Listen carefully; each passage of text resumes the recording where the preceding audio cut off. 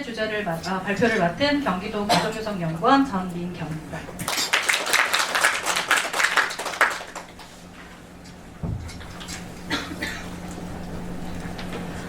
자, 이 연구에 대해서 이제 좀 말씀을 드릴 건데요. 제목은 경기도 학교 밖 청소년 규모 추정 및 현황 분석 연구였습니다.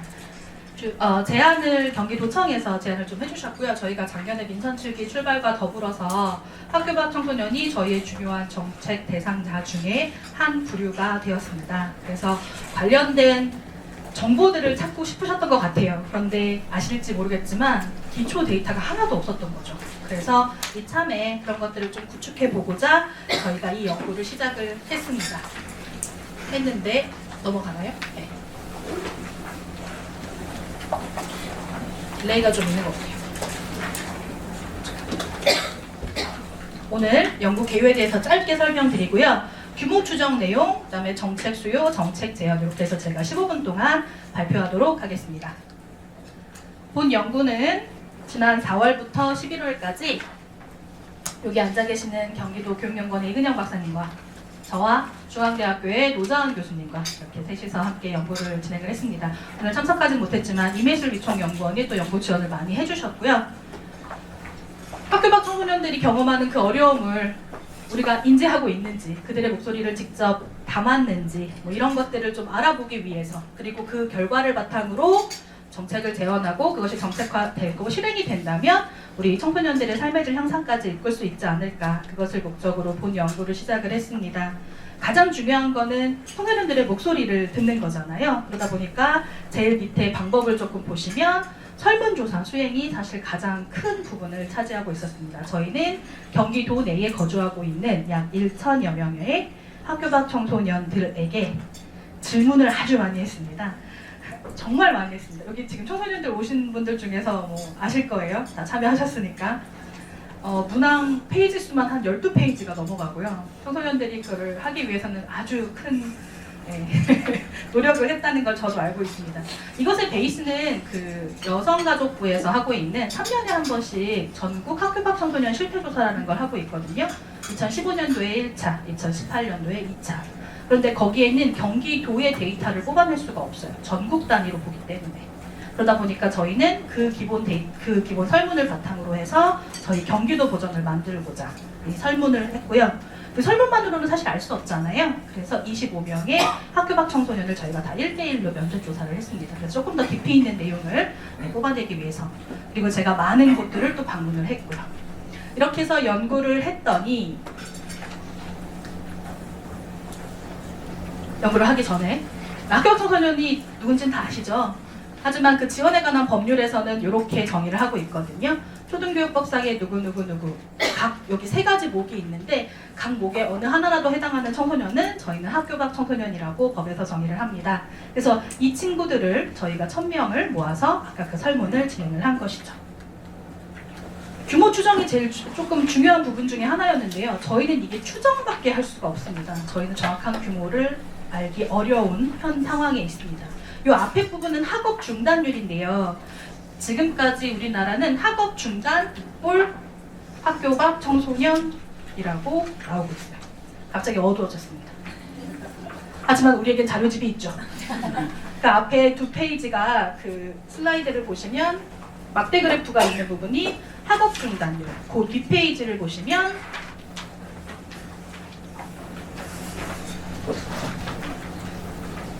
그 뒷페이지를 보시면 저희 보고서 그 내용 보면서 이거 세팅될 동안 볼게요. 7번 슬라이드하고 8번 슬라이드가 학업 중단 잔류다. 그래서 8쪽 보시면 아까 김인순 의원님 말씀하신 그 16,000명이 저기죠. 작년 한 해 동안 경기도의 각 학교 급별로 학업을 중단한 친구들이 총 16,806명. 이 친구들이 지금까지 중단했는지는 사실 잘 모릅니다. 왜냐하면 복교하는 친구들도 있고요. 매년 매 그 시점에 맞춰서 중단한 친구들이 요 정도. 그래서 그럼 왜 중단을 했는지 뭐 이유가 나오잖아요. 초등학교하고 중학교는 의무교육이다 보니까 저희가 알기로는 데이터가 잘 구성이 되어 있는 것 같아요. 그래서 유예 이유, 면제 이유, 해외로 나가고 또 제가 몸이 아프기도 하고 뭐 부모님의 선택에 의해서 나가기도 하고 이런 식으로 이유가 아주 명확하게 나옵니다. 고등학생의 연령대는 조금 다른 것 같아요. 고등학생들은 유예랑 면제가 아니고요. 자퇴하고 퇴학만 있더라고요. 아직은 의무교육이 아니죠. 그러다 보니까 이 친구들이 그럼 고등학교의 연령대에서 왜 나갔는지, 왜 학업을 중단했는지를 물어봤더니 자퇴와 퇴학에서 자퇴 부분이 제일 많았고 그 중에서 저 기타가 54%인 거예요. 근데 기타에 대한 설명은 사실 없더라고요. 그렇지만 그럼에도 불구하고 뭐 다른 2순위랑 3순위를 보시면 부적응도 사실 꽤 많고요. 해외 출국도 역시 많습니다. 고등학교 연령대가 사실 중요한 거는 이따 설문해 보시면 아시겠지만 고등학생 연령대의 청소년이 가장 많이 나옵니다. 그러다 보니까 저희한테는 조금 중요한 이유죠. 그래서 학업 중단을 이러한 이유로 1년에 한 16,000명이 중단을 했고 그렇다면 과연 경기도에는 지금 현재 어느 정도의 학교 밖 청소년이 있는가에 대한 고민과 그 방법을 이제 고민을 했습니다. 정확하게 직접 추정하는 방법이 있고요. 간접 추정하는 방법이 있는데 직접 추정의 방법은 표본을 되게 작게 조사를 하고 가중치를 적용하고 모집단을 추정합니다. 현실적으로는 불가능합니다. 대부분은 저렇게 빨갛게 표시한 두 번째 간접 추정의 방식을 활용을 합니다. 행정 자료를 활용하고 그 수치를 추정하는 건데요. 저희가 지금 총 4가지 방법을 활용했어요. 제일 첫 번째가 주요 방법. 그래서 지금 현재 그 청소년정책연구원에 학교 밖 청소년 관련된 센터도 있고 하는데 거기에서 활용하는 방식입니다. 그 방식을 활용을 했을 때에 2018년 12월 기준의 주민등록 인구수 연령대가 있겠죠. 학업 연령이 있더라고요. 그 연령대 인구 빼기 2018년 4월 학년별 지적 학생 수가 나옵니다. 그 친구들을 제하고 그런데 여기 갭이 있어요. 주민등록 인구수는 12월 기준이고요. 학년별 학교 대적수는 4월 기준이잖아요. 이거는 통계청에서는 매달 발표를 하지만 그 교육통계 시스템에서는 4월 1일자로 이게 발표가 나거든요. 그러다 보니까 9개월의 갭이 있는 거예요. 이 사이에는 친구들이 학교를 복귀하기도 하고요. 복교하기도 하고요. 다시 나오기도 하고요. 막 왔다 갔다 합니다. 그러다 보니까 순학업 중단자를 또 추정합니다. 그 추정치를 또 빼고 결론적으로 막 뭘 빼고 더하고 했더니 2018년 12월 기준으로 해서 저희가 약 13만 1000명 정도가 되더라. 그런데 이게 추정이잖아요. 그래서 저희가 되게 다양한 방법을 활용해 본 겁니다. 두 번째는 그럼 저 9개월간의 갭을 없애는 건 어떨까? 그래서 2019년 3월 31일자 기준의 주민등록 인구 수에서 2019년 4월 1일자의 청소년 대책 학생 수를 뺐더니 그때는 또 14만 명. 10,000명 정도 차이가 나죠. 그다음에 세 번째는 이 교육청 쪽이 데이터가 되게 좋은 게 많더라고요. 근데 이게 어떤 거는 학년별로 나오고요. 어떤 거는 학교급별로 나오고요. 종류가 굉장히 다양했어요. 그래서 이번에는 학교급별로 뽑았죠. 학교급별하고 학년별이 다른가요? 라고 말씀하신다면 네, 다릅니다. 저희가 생각하는 학년의 학생들의 연령대가 있잖아요. 청소년들의 연령이 왜 8세면 초1일 거고 예를 들어서 뭐 19세면 고3 정도 될 거고 뭐 이런 식으로 저희가 생각하는 그 연령 말고 학교 급별이 되면요. 저기에는 막 4, 5세도 있고요.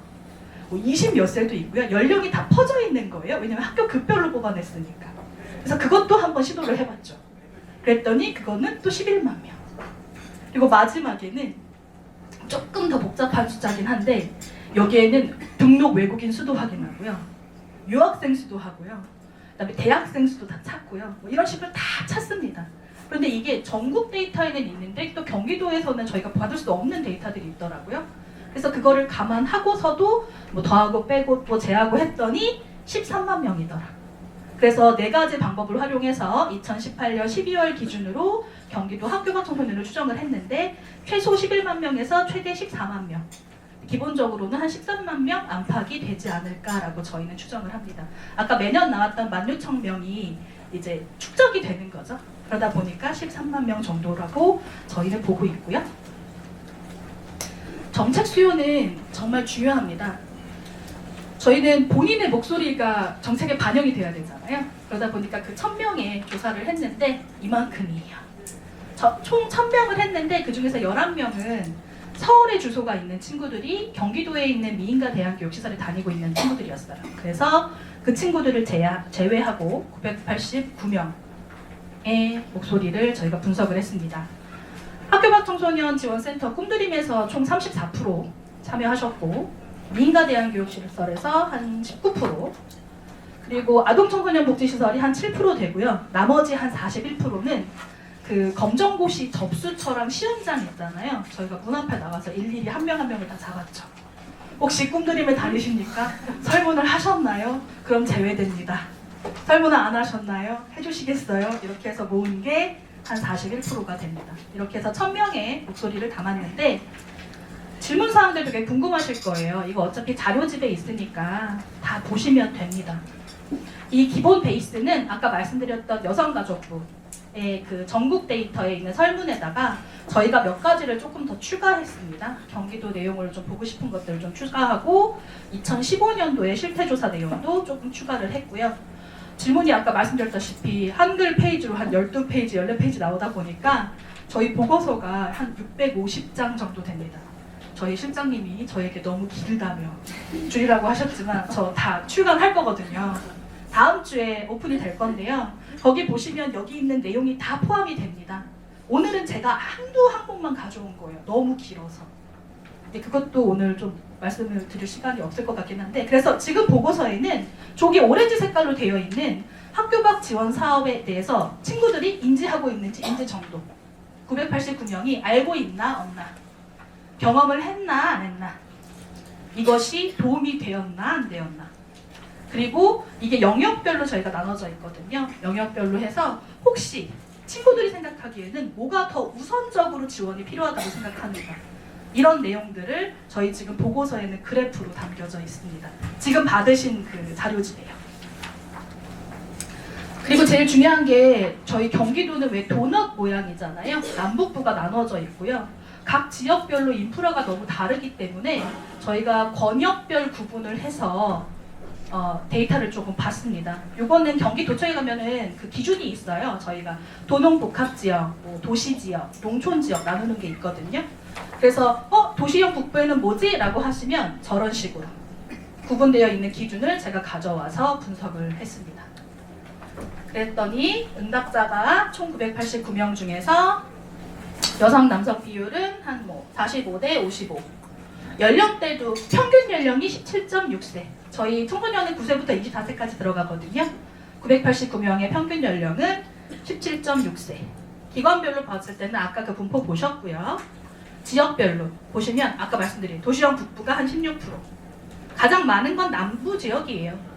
거기에 청소년들이 제일 좀 더 많이 살고 있고요. 저희가 그렇게 표집하려고 하진 않았지만 어쨌든 남부 쪽에 조금 더 많았고, 학교를 그만둔 때가 보시면 아시겠지만 고등학교가 한 55%, 그만둔 기간도 보시면 989명의 친구들 중에서는 한 21%가 다 1, 2년, 3년 이런 식으로. 그래서 그 그래프 목차인데요. 그래프가 꽤 많거든요. 아까 말씀드렸던 것처럼 저희는 오늘 정책 포럼이다 보니까 제가 정책 욕구에 있는 문항 2개만 가져왔습니다. 그래서 그 내용에 대한 그래프들을 볼 거다. 그거를 전체 성별, 연령별, 기관 유형별, 지역별로 나눠서 볼 거다. 그러다 보니까 이제 여기 학교를 왜 그만뒀나 이런 거 혹시 궁금해 하실까봐 제가 밑에 살짝 넣어놓긴 했는데 이거는 오늘 발표의 내용은 아닙니다. 그렇지만 잠깐 말씀드리면 학교를 다니는 게 의미가 없거나 심리 정신적인 문제 또는 다른 곳에서 원하는 것을 배우고 싶어서 나왔다고 응답한 친구들이 가장 많긴 했습니다. 이들의 정책 욕구가 여기 있는 그래프들로 반영이 되어 있는데요. 시간 관계상 저희가 다 보여드릴 수는 없고 제가 이렇게 아까는 전체예요. 요거는 성별, 연령별, 지역, 기관 유형별, 지역별 이런 식으로 그 보고서에 있으면 다 보이실 수 있으니까요.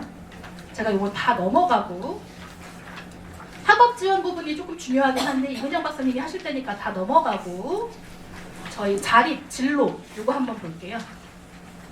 학교를 그만둔 후에 우리 친구들이 989명의 친구들이 뭐 진로 작성 뭐 관련된 상담이나 인턴십 프로그램이나 뭐 이런 것들에 대해서 경험해 본 적이 있습니까? 라고 제가 질문을 한 거죠. 그랬더니 가장 많은 것은 사실 상담받은 친구들이 989명 중에서 295명.